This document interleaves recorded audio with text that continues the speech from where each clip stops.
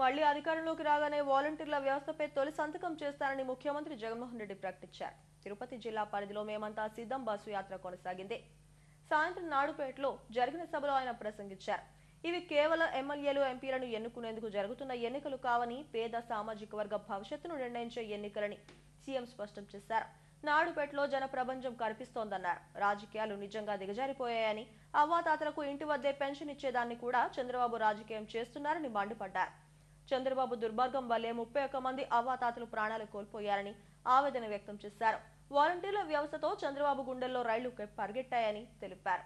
June 4వ తేదీ వరకు 66 లక్షల మంది పెన్షన్దారులు ఓపిక పట్టాలని, మళ్లీ మన ప్రభుత్వమే రాబోతోందని జగన్ అన్నారు. కోరుకుంటున్నాను. నా ఆటో బాడు కట్టుకోలేక నా పిల్లల్ని చదివి ఈ తడ మా ఆటో వాళ్ళంతా నీకే ఓటు, నువ్వే జగన్.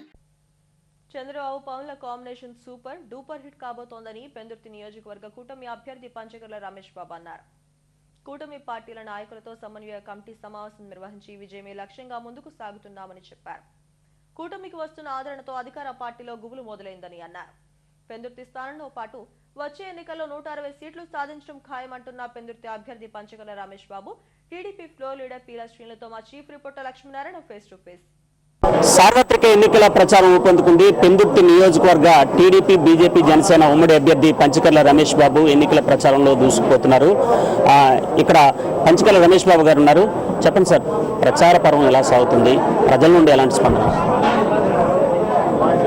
5 సంవత్సరాలుగా జగన్మోహన్ రెడ్డి చేసిన అరాచకాలు ప్రజలు భరించలేని స్థాయికి వచ్చాయి. దాంతో ప్రజలు విసిగిపోయి ఎప్పుడు మే 13 వస్తుందా ఆయన గద్దె దించాలా అని చెప్పి ఆలోచనతో ప్రజలందరూ కూడా ముక్త కంఠంతో మాకు బ్రహ్మరథం పడతా ఉన్నారు. ఏదైతే బీజేపీ, తెలుగుదేశం, జనసేన కలిసి పోటీకి వెళ్ళాయో అప్పుడే జగన్మోహన్ రెడ్డి పని అయిపోయిందని చెప్పేసి ఈ రాష్ట్ర ప్రజలందరూ కూడా ఆయనకి ఎప్పుడు దించి ఆయన్ని పంపించి రాష్ట్రాన్ని కాపాడుకుందామన్న ఆలోచనతో ఉన్నారు. మరి దానిలో భాగంగానే ఇక్కడ ఎంపీ అభ్యర్థిగా అనకాపల్లి పార్లమెంటుకి బీజేపీ నుంచి కమలం గుర్తుపై సీఎం రమేష్ గారు, ఎమ్మెల్యే అభ్యర్థిగా పెందుర్తి నుంచి తెలుగుదేశం, బీజేపీ బలపరిచిన జనసేన అభ్యర్థిగా గాజు గ్లాస్ గుర్తు మీద నేను పోటీ చేస్తా ఉన్నా.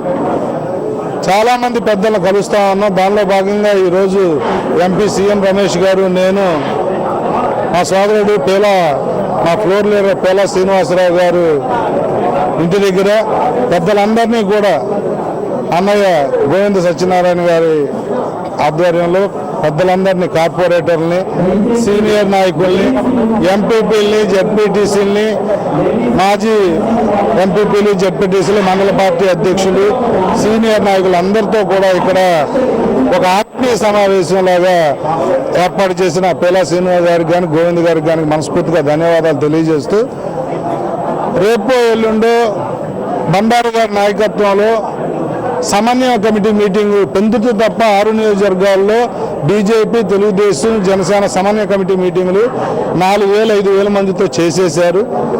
రేపు ఎల్లుండి బండారు గారి నాయకత్వంలో ఇక్కడ కూడా జరగబోతా ఉంది. దాని తర్వాత గ్రామాల్లోకి వెళ్తాము.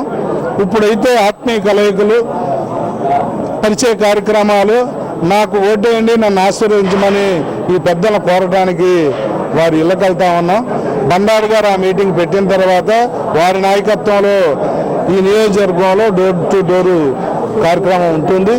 అది రేపా ఎల్లుండి అనేది పెద్దలు డిసైడ్ చేస్తారు. ఒక మంచి పరిణామం, మంచి వాతావరణం. నిన్న మొన్నటి వరకు 1-2 నియోజకవర్గాలు వీక్ అనుకున్నవి కూడా నిన్న సర్వేలో 1 సైడ్ ఎలక్షన్. గతంలో జగన్మోహన్ రెడ్డికి వచ్చిన 151 సీట్ల కన్నా ఒక 5-10 మాకు ఎక్కువ రాబోతున్నాయన్న విషయంలో మాకేమాత్రం అనుమానం లేదు. బ్రహ్మాండంగా ఈ రాష్ట్రాన్ని రక్షించుకోవడానికి, కేంద్రం నుంచి నిధులు తెచ్చుకోవడానికి అక్కడ మోడీ గెలుస్తాడు. ఇక్కడ రాష్ట్ర ప్రభుత్వంలో ఈ జనసేన, తెలుగుదేశం, బీజేపీ కలయికలో ముఖ్యమంత్రి చంద్రబాబు నాయుడు గారు అవుతారు. చంద్రబాబు నాయుడు గారు ముఖ్యమంత్రి అవడానికి మేమందరం కూడా గెలవాలి కాబట్టి అందరి సహకారం కోరుతా ఉన్నాం. ఒక నిజాయితీ అయినా, నిబద్ధత కలిగిన, సీనియారిటీ ఉన్న నాయకుడు చంద్రబాబు నాయుడు గారు ముఖ్యమంత్రి అయితే ఏ సమస్య ఎక్కడున్నా కూడా తన సమస్యగా భావించే మనసున్న మనిషి పవన్ కళ్యాణ్ గారు. మరి ఈ ఎన్డీఏ తెలుగుదేశం జనసేన పొత్తుకి ఆయన ముఖ్య భూమిక పోషించిన విషయం కూడా అందరికీ తెలిసిందే. ఈ కలయిక అనేది బ్రహ్మాండం అనేది సూపర్ డూపర్ హిట్ అయ్యే రోజులు తొందరలో మనం చూడబోతాం. జీవీఎంసీ టీడీపీ ఫ్లోర్ లీడర్ టీలా శ్రీను మనతో ఉన్నారు.